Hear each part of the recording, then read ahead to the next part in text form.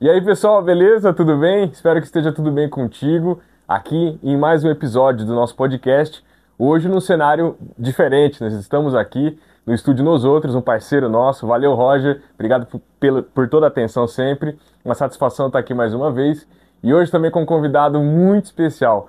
Eu ouso dizer que foi o meu primeiro convidado no primeiro programa que eu tive lá na Rede Família, lá atrás. E hoje em dia me considero amigo dele, né? E ele é meu amigo. Me deu a primeira oportunidade quando eu estava lá na Rede Família em 2012. Foi meu primeiro convidado entrevistado. E hoje, mais uma vez aqui, nos dá o privilégio de falar com ele. Simon Lira, da Old Chevy. Fala galera, sou o Simon da Chevy, amigo do Chris já há muitos anos. Como ele disse, fiz uma entrevista com ele há muitos anos, bem no comecinho da carreira da banda. Foi um prazer para mim na época, né? A gente está sempre procurando algum espaço para divulgar o nosso trabalho, então eu que agradeço a oportunidade que você me deu naquela época. Da hora. E Simon, como é que estão os seus projetos? O que que você anda fazendo? Qual que é o foco, assim, da sua atuação enquanto músico hoje em dia? Como é que estão as coisas? Estou focado na Old Chevy 100%, né? Até porque eu não tenho tempo mais para ter outras bandas. Tentamos um tempo atrás até pensar em voltar com a Gotcha, que é uma banda que eu tinha com a minha esposa, né, de anos 80. Mas eu não tenho tempo, não tenho agenda livre. E agora tenho um filho pequeno, montei uma empresa também, depois da pandemia, né? Foi aquela loucura da pandemia. Então eu tive que me virar. Hoje eu estou me desdobrando em dois, né? Mais o trabalho de ser pai, né? Que é um trabalho full time também, né? Sim.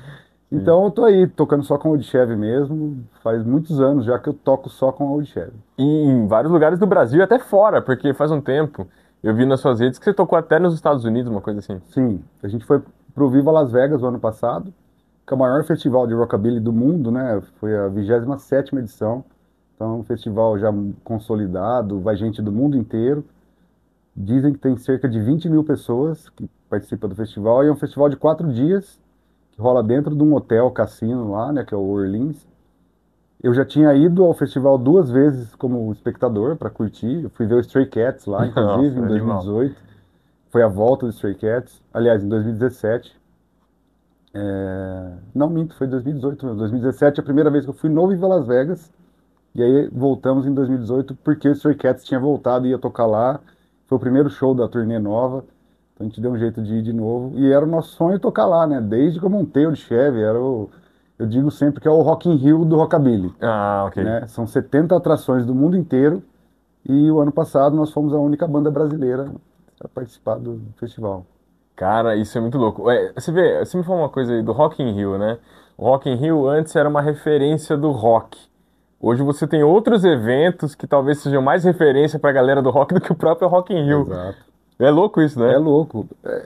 Eu acredito que são épocas, cara. Eu entendo a organização do Rock in Rio como um festival que tomou a proporção que ele tem hoje, né, em vários países e tal. E a realidade da música é outra, né, cara? Não é mais igual em 85 ou em 92. A gente tem que entender isso. O Rock in Rio sempre trouxe outras atrações também que não rock, né? Então eu entendo perfeitamente que o espaço do rock hoje no mainstream é menor. E aí a galera do rock and roll se junta para fazer os festivais de rock, né?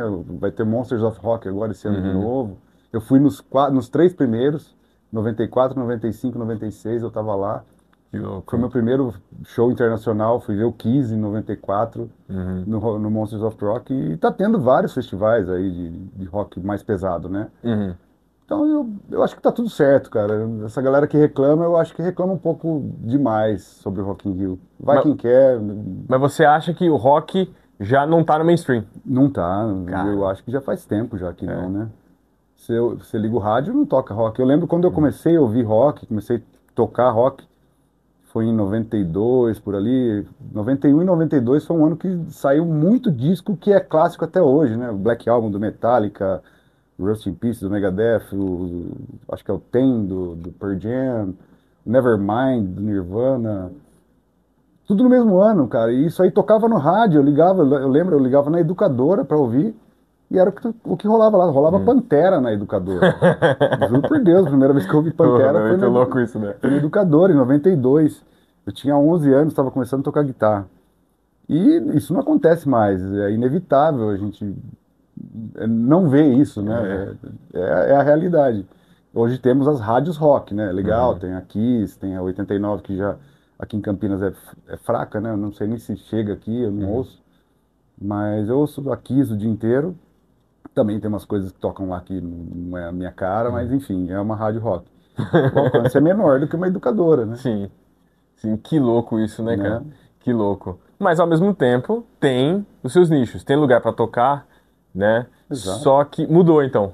Exatamente. Mas aí, o músico do rock and roll, onde que ele tem que ir? Onde que o público tá? Como é que, porque, cara, isso muda até o gerenciamento de uma Sim. banda, né? Estratégia. Muda muito, cara. E eu vivo de música. Eu comecei a viver só de música em 2004. Foi quando eu larguei meu último emprego que eu tinha na época e falei, não, vou viver de música e comecei a tocar na noite. Fiquei assim até 2020. Eu só parei de viver só de música por conta da pandemia.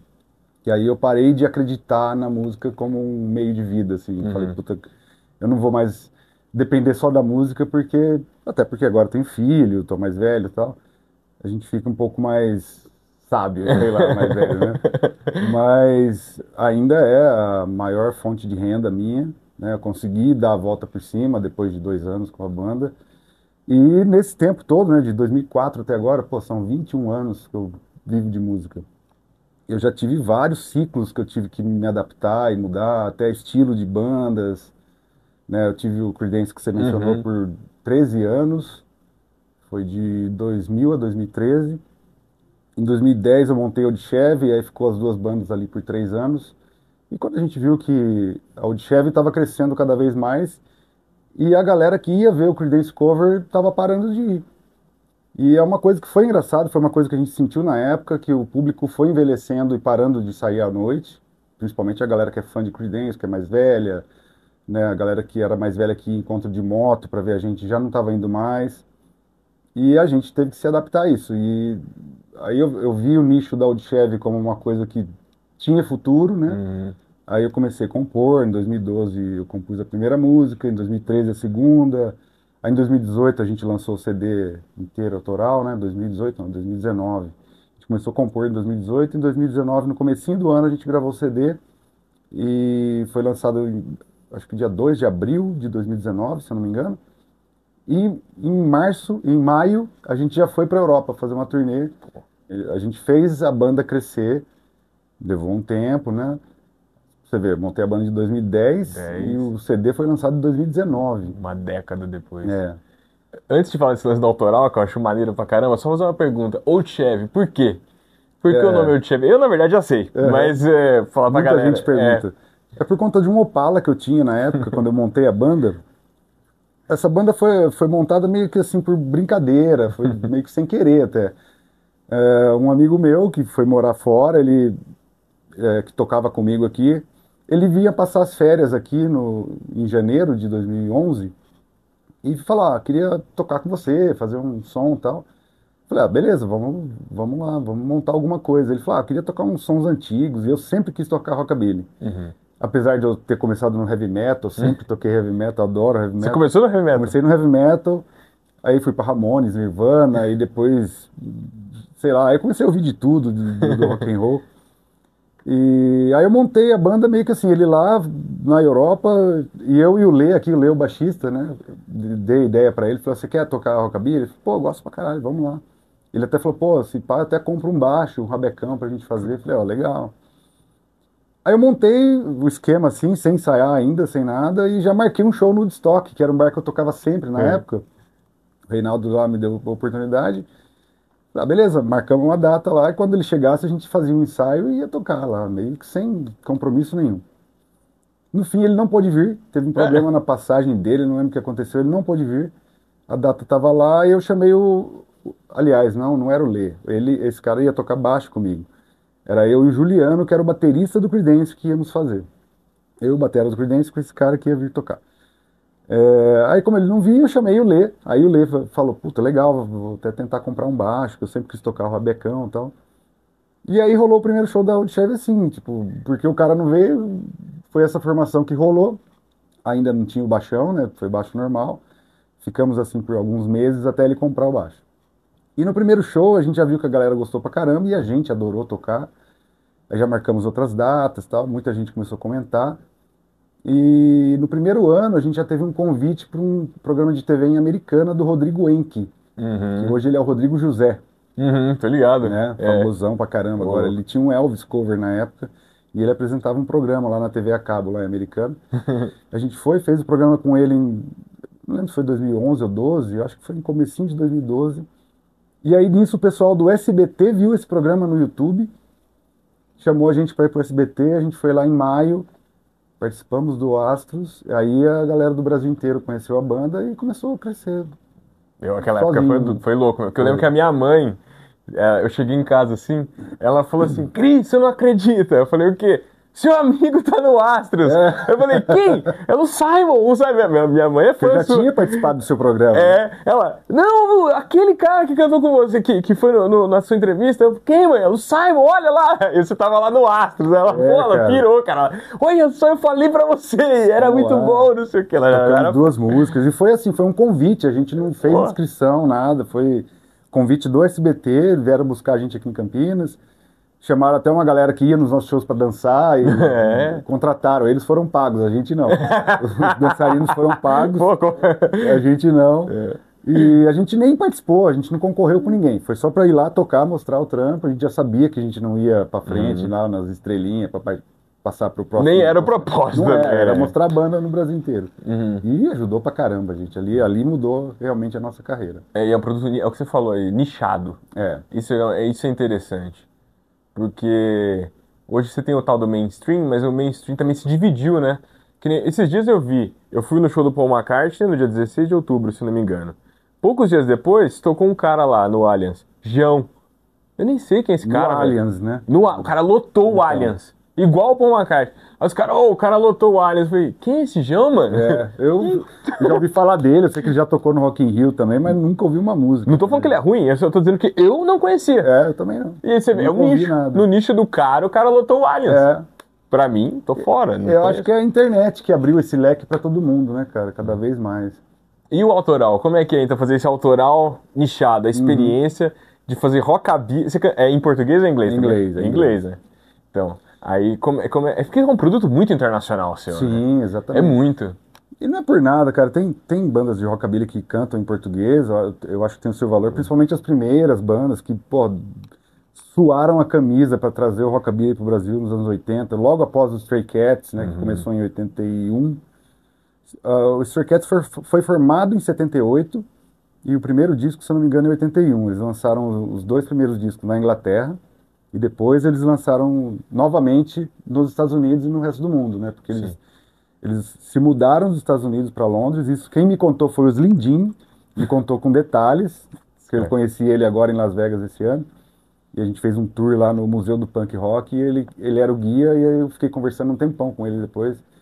Mas ele conta com muito detalhe lá. Eles foram para Londres, venderam tudo que tinha de equipamento, foram para Londres sem nada, alugavam equipamento lá, começaram a fazer shows. Aí eles conheceram o Joe Strummer, né, do The Clash. O Joe Strummer apresentou eles pro Leme, pra gravadora, eles conseguiram. História louca, ele me né, meu? contou. Ele te contou, Ele me pessoalmente. contou. Nossa, que loucura.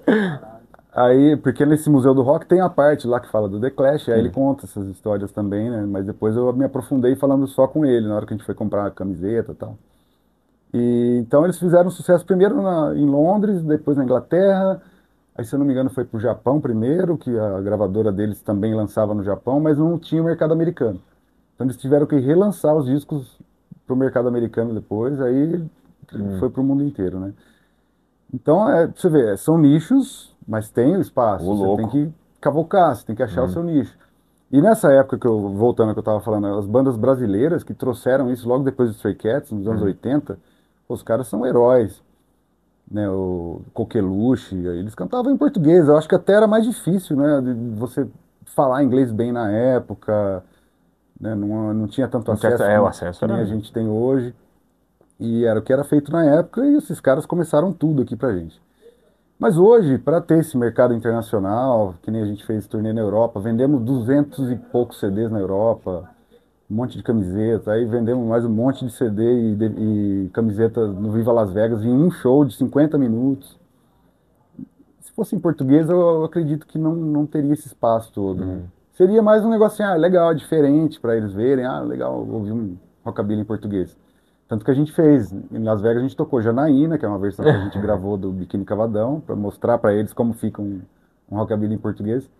E quando a gente fez a turnê na Europa, a gente ainda não tinha gravado nada em português, então a gente tocava Bambolê, Conquistador Barato, do Léo Jaime. Uhum. Tocava em todos os shows. Inclusive, você tem uma música com o Léo Jaime, não tem? Sim. Então depois a gente gravou uma com o Léo Jaime em 2022 ou 21, acho que 2021. Ainda estava na pandemia no final ali. Essa música pode já entrar nesse assunto? Claro, pô, manda ver. Essa história ela começa na verdade com o Biquíni Cavadão, né? O Biquíni é uma banda que a gente abriu o show deles em 2016 num evento aqui em Campinas, da Educadora FM, também, ó, de novo falando da Educadora. Eles convidaram a gente para abrir um show deles aqui na Via Apia Eventos. E depois do show, eles chamaram a gente pro camarim, que eles viram a gente passando, a gente tocando, na hora que eles passaram para chegar pro show, eles viram a gente, convidaram a gente para ir pro camarim, ficamos um tempão lá com eles, fizemos amizade e tal. E depois disso, coincidentemente, a gente começou a encontrar com eles esporadicamente em vários eventos, assim, tocando no mesmo evento. Encontro de moto lá em Passos, a gente ficou no mesmo hotel, aí tipo, a gente foi com eles de van pro show, porque a gente tinha tocado à tarde, o deles era à noite. Foram vários eventos. Aí um deles foi em 2020, no comecinho do ano, teve um cruzeiro, Cruzeiro do Rock, que a gente já tocou várias vezes, e eles iam tocar lá também. E quando a gente descobriu que o Biquíni ia estar lá, quem teve a ideia foi o Bruno, nosso batera. Falou, cara, vamos fazer uma versão da Janaína, meio rockabilly, assim, mostrar pra eles, pra ver o que eles acham. Aí o Bruno tem estúdio em casa e tal, ele gravou lá tipo uma demo, assim, mostrou pros caras, mandou pra mim, né, eu tinha o telefone do vocal e do guitar. Aí eu mandei no WhatsApp deles, os caras piraram, falaram, puta, pra caralho, tal. Eles chegaram a falar pra gente assim que foi a melhor versão de Janaína que alguém gravou, só que eles tinham acabado de lançar a Janaína com o Péricles, tipo, fazia 2 meses. Então eles não puderam trabalhar nesse lançamento quando a gente gravou, né? Isso um pouquinho mais pra frente, mas enfim, a gente tocou no Cruzeiro no mesmo dia que eles lá. Inclusive no show deles, eles falaram, mais tarde a gente vai lá no show da Audchev, eles vão tocar uma música nossa lá e tal. E foram, participaram do show com a gente. Super gente fina os caras, velho. E aí veio a pandemia, tipo, eu saí do navio, eu acho que eu tava até com Covid, que eu saí de lá super mal, fiquei mal pra caramba quando acabou o cruzeiro, que foi no final de fevereiro, né? Aí, no meio da pandemia, no meio do ano de 2020, a gente, aquele lance de vídeo collab, todo mundo fez um collab, eles também, o Biquíni também. Sim. Aí a gente convidou eles para participarem, falou, vamos gravar a Janaína, a gente tá a fim de gravar e queria que vocês participassem. Eles toparam, o vocal e o guitar, né, o Bruno Gouveia, o Carlos Coelho. Aí a gente gravou com eles o vídeo, né, cada um gravou o vídeo na sua casa lá com o celular e gravamos a música no estúdio do Bruno, batera. Aí, que já foi também da hora. Não, pô, o momento foi triste, mas ainda rolou nessa parada do live, né? Exatamente. Olha que doido isso, né? É o que a gente fala, os males que vêm para bem, né? Se não fosse a pandemia, muito dificilmente a gente teria gravado com eles. Eu não acredito que teria acontecido isso. E no fim foi tão legal, eles gostaram tanto que divulgaram junto com a gente. A gente lançou a música, os arquivos, tudo pela produtora do Biquíni Cavadão. Eles lançaram. Pô, pesado. Tipo, o selo foi deles, né? A divulgação, eles ajudaram. Foi uma banda tudo. histórica, né? Pois Então isso é moral, claro, a gente reconhece a moral deles e a de vocês também. Porque os caras não vão pôr a cara em coisa ruim, Exatamente. Mano. Não vão, mano. E a gente foi até meio audacioso, podia levar um não. Poderia, não tô afim de gravar isso aí. Tudo bem também, a gente tentou. Sempre tem que tentar, cara. Pode levar não, a gente às vezes leva mais não do que sim, mas tem que tentar, né? Então, lançamos essa música, fez sucesso ali, foi bom pra gente, eles gostaram. E no final do ano, ou já no começo do ano seguinte, não lembro, o Bruno Gouveia me procurou e falou, cara, eu fiz uma letra aqui, em português, uma letra meio... Foi na época da vacina, a letra chama É Verdade esse bilhete, que aí tava aquela época de falar que virava jacaré e tal. E ele fala isso na letra. Sou animal. Aí ele falou, cara, eu fiz uma letra, meio que uma crítica política, uma sátira e tal, e queria que vocês fizessem a música. Ele deu até a ideia, falou, queria que ficasse meio See You Later Alligator, assim, do Bill Haley. Aí eu falei, beleza, vamos tentar. Aí eu fiz uma música. Moral, hein? Moral, hein? Eu fiz uma música e o Bruno fez outra. A versão dele ficou um pouco mais legal que a minha. A gente pegou algumas ideias do que eu tinha criado, mas ficou mais a versão que ele fez. Aí musicamos a letra do Bruno. do outro Bruno, né? Que é o Bruno, nosso batera, e o Bruno Gouveia do Biquíni. Tem o Bruno Gouveia e o Bruno daqui, né? É. Aí musicamos a letra dele, ele curtiu pra caramba, deu vários toques, vários pitacos, assim. Aí falou, aí agora, vamos chamar alguém pra participar? A gente falou, gostaria que você participasse, né? E ele falou, cara, mas acabamos de gravar Janaína, então vou ficar lá de novo. Tipo, já lançamos uma música faz 6 meses juntos e vamos lançar de novo. Vamos procurar alguém. Aí ele começou a procurar uns amigos lá pra convidar e tal. Convidou um cara, acho que do Nenhum de Nós. Eu não lembro, uma banda assim dos anos 80. Sim, na pegada deles também. É, só que o cara não podia. Ele tava com um monte de trampo lá, não ia ter tempo de gravar e tal. Aí ficamos pensando. Aí um dia o Bruno Gouveia me ligou e falou, cara, eu tô pensando em chamar o Léo Jaime, o que que você acha? Eu falei, puta que pariu, era ele. O Matheus pirando aqui. Se você me perguntasse quem eu queria convidar, era o Léo Jaime, porque ele teve banda de rockabilly, né? Ele canta isso aí, ele gosta, é o estilo dele. Aí ele falou, beleza, vou convidar. Aí deu meia hora, ele me ligou de volta e falou, cara, ele já topou, adorou, que ele mandou a demo pra ele ouvir e tal, ele curtiu pra caramba e tal. E, tipo, na semana seguinte já foi lá gravar no estúdio do Nilo Romero, no Rio de Janeiro, que era o baixista do Cazuza, tocou no Kid Abelha. Então, tipo, só nego fera. É, primeira divisão, né? Vocês entraram na primeira divisão da música nacional, rock brasileiro, Exatamente. aí é a primeira divisão. Aí o Bruno Gouveia deu uma puta força, ele filmou tudo com o celular, o Léo Jaime O cara é um gravando, humildão, né? pra mandar o arquivo pra gente poder fazer o vídeo depois. Aí ele até fez uma participaçãozinha especial lá também, né, o Bruno Gouveia, mas ele mandou os arquivos pra gente. O nosso Bruno fez a mixagem, né, com a gravação do vocal do Léo Jaime. Aí a gente contratou uma empresa aqui de Campinas para fazer o clipe.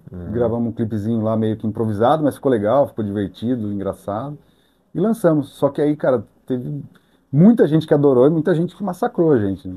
Ô, louco. Por Porque é conta por da causa do letra. tema. É. Mais gente gostou do que massacrou, é verdade.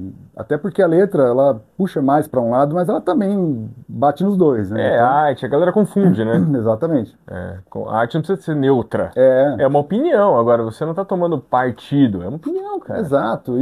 Cara, é tão leve a letra da música, não tem nada demais. Eu assim. ouvi, não é nada demais. Né? É. Enfim, aí como não tem o Léo Jaime para cantar com a gente, como é uma música que tem vários backings, a gente gravou ela mais produzida, então a gente nunca tocou ela ao vivo, porque ficou faltando muita coisa quando a gente tentou, e também para evitar problemas de gente falando Esse problema da depois. cultura, né? A galera não saca. Imagina o Roger Waters que não passa, né? Nossa, e como passa. Então é isso, essa é a história do Léo Jaime.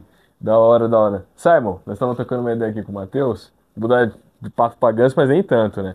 Você que é um baita guitarrista, eu já Imagina, vi que você isso, tocando obrigado. várias vezes. Esse lance do plugin, valvulado, Digital. digital. Cara, e aí? Eu tive que me render, cara. Tive que me render. Eu tava falando aqui nos backstage, né? Eu fiz muitos anos de shows levando o meu Bassman, que é um cabeçote de 1966, que eu encontrei muitos anos atrás e fiz vários shows com ele. Eu tive outros cabeçotes antigos também, tive um Tony Master também. Eu sou analógico, sempre fui, eu gosto do valvulado, o que eu quero é som alto aqui nas costas e tal. Só que chega uma hora que começa a ficar inviável.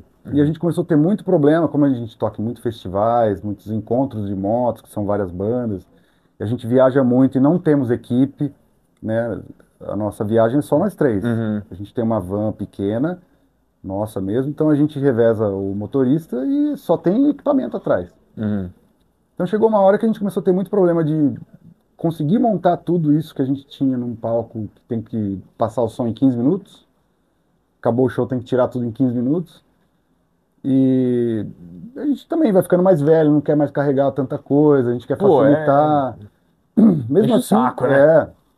mesmo assim, sempre fui relutante. Até que um dia eu fui gravar e usei um plugin digital de guitarra lá, simulador com IR, né, Impulse Response, simulador de um Fender Bassman 1959, que é o que eu queria ter, só que ele é muito caro. O meu é 66, que é um modelo já mais barato. Né?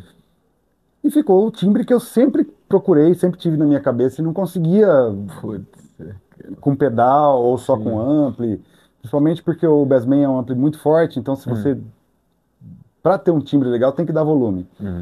E aí você vai tocar em bar pequeno, é volume baixo, o som fica xoxo. Nunca chegava no timbre que eu queria. Aí eu descobri o Tony X, que é o pedal da IK Multimídia, que é o mesmo software que eu usei para gravar. Amplitude, isso, ele mesmo. Qual que foi a primeira vez que eu... Acho que foi ano passado, a gente gravou Walk of Life. Foi no começo do ano passado, gravamos uma versão de Walk of Life do Dire Straits, e eu decidi testar. Falei, não vou levar ampli no estúdio, vou gravar só com o IR aí. Puta, aí... Eu queria ter gravado o meu CD autoral de 2019 com esse som, cara. Não consegui chegar no som que eu queria, com o ampli, com tudo que eu levei lá, gravando alto pra caralho. Então, facilitou e cheguei no timbre que eu queria. Sim. Então, hoje eu viajo só com a pedaleira, né, com o Tony X, mando ele de linha pro PA. Sim. Todo show agora que eu vejo filmagem da frente, eu tô com o mesmo timbre. Nunca mais mudou. Antes, cara, ia microfonar ampli. Chegava lá no encontro de moto, lá em Minas Gerais, lá no interiorzão, não dava tempo de pôr meu ampli. Vai com o ampli que tem lá. Puta, aí microfonava um Warm Music. Ficava aquela bosta. Ou o ampli dava pau, tinha que descer lá, pegar correndo lá na van e montar, atrasar o show, tudo. Então, facilitou minha vida. Fiquei com o timbre sempre igual. E aí eu ainda uso o ampli atrás de retorno, porque eu gosto da sensação do som na orelha. Eu cresci tocando assim a vida inteira, né? Aí eu mando um sinal pro ampli aqui só de retorno, mas ele não é microfonado, nada, só pra né? você ouvir. O que sai da pedaleira vai direto pra mesa. Cara, se rendeu, Me hein? rendi. Mas se for olhar, faz sentido. Que a praticidade é a questão artística, que parece que foi o que foi decisivo pra você foi, cheguei no som que eu queria fazer. Muito mais o timbre do que não carregar peso. Carregar peso eu tava até disposto a mais uns anos aí, mas o timbre me pegou demais. Você quer um ampli Marshall 1959, que é um modelo foda também. Eu vou lá e baixo, vai ficar muito parecido. Se você timbrar bem para uma gravação, você chega a ficar... Você não consegue distinguir, se você gravar o ampli ou gravar com o IR, você não consegue distinguir qual é qual. Ao vivo, não é a mesma coisa, tá? Não vou dizer que não tem diferença. Tem diferença, sim, ao vivo. Mas é muito pouco, cara. E pra gente que tá na estrada e é coisa tocando rápida... Pra quem tá lá ouvindo, não vai fazer diferença nenhuma. Pode ser que fique até legal, porque quando o artista tá feliz com o timbre, o público também fala, Então, como eu tava dizendo da questão do valor, paguei 3.800 nesse pedal. É um pedal caro, ok? Só que o meu Bassman, o cabeçote, ele custa... Eu não paguei isso na época. Hoje deve estar uns 20 pau. Sim. Um cabeçote então ainda tem a questão vintage, do risco, né? Você cair se levando. É valvulado, ele né, tem que ter muita cautela, negócio... Sim. O ano passado, um pouco antes de eu começar a usar o Tony X, fui tocar num encontro de moto, cheguei lá, tirei ele do case, tinha uma válvula quebrada. Então, vai que eu quero, balançadinha, né? Que tem tempo. Aí tive que usar um ampli qualquer lá do evento. Isso não vai acontecer mais comigo, entendeu? É muita praticidade, cara, pra gente negar ter isso, entendeu? Sim. Ô Simon, se eu pudesse ficar falando horas e horas, daqui a pouco nós vamos tomar uma aí, só esperando o Juliano aparecer. Né? Agradecer mais uma vez o Matheus Chance, que toca guitarra também com a gente, nós estamos sempre por aí. Estamos aí. E, Simon, fazer uma pergunta pra você que eu vou fazer pra todo mundo que a gente vai falar sobre música aqui. Ó, o Juliano apareceu, foi só chamar ele. Se você... eu sei que é uma pergunta complicada, mas se você tivesse que salvar 3 álbuns do rock, né? Você vai falar... Assim, ó, vai acabar o mundo, eu vou salvar 3 álbuns. Cara, é difícil pra caralho isso aí, cara. Nossa. Qual que se salva? Quais, né? Puta, cara, se você me perguntar amanhã, eu vou falar outros, né? Não tô falando que é o melhor, mas assim, ó, tem que salvar. Tem que salvar 3, vai acabar o planeta, vou levar 3 álbuns pra uma ilha. E depois não tem mais nada. O que você salva? Cara. Eu não sei falar, tipo, um disco dos Stray Cats, por exemplo, que eu gosto pra caralho. Eu vou falar o último que eu tenho ouvido mais, um ao vivo que eles lançaram agora, From London to LA, eu acho que chama isso. Que é tipo como se fosse uma coletânea ao vivo e é o que eu vi. Tem show, tem música lá que eu tava no show, tá no CD, então pra mim é muito importante. Puta, eu adoro o Thriller do Michael Jackson. Putz, pesado. Mas você me pegou de surpresa, já eu falei, desde criança, cara. Eu comecei a ouvir esse disco, acho que eu tinha 2 anos de idade e até hoje é um dos meus prediletos. E é o Marco. Né? E, cara, teve outro disco também que fez muito parte da minha vida. Hoje eu nem ouço tanto assim, mas toda vez que eu ponho eu adoro. É o Screaming for Vengeance do Judas Priest. Oh! Tipo, não tem nada a ver um com o outro, né, cara? Não, mas é que salvou muita coisa. É, Foi pra cá, pra lá. pra mim é o melhor disco do Judas. Ele é uma transição entre a fase mais anos 70 ainda, mais light, já chegando no metalzão que eles chegaram nos anos 90. Sim. Então, pra mim é o meio termo ali do Judas perfeito, é aquele disco.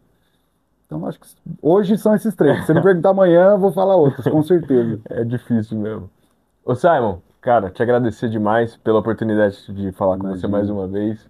Parabéns pelo seu trabalho. Sabe que não falo isso por nada, senão porque eu acho isso mesmo. Seu trabalho é fantástico. Sou um fã seu Muito e da Old obrigado, que Chevy, isso, né? cara. Dos três. E obrigado. Se quiser dar um recado pro pessoal aí, final.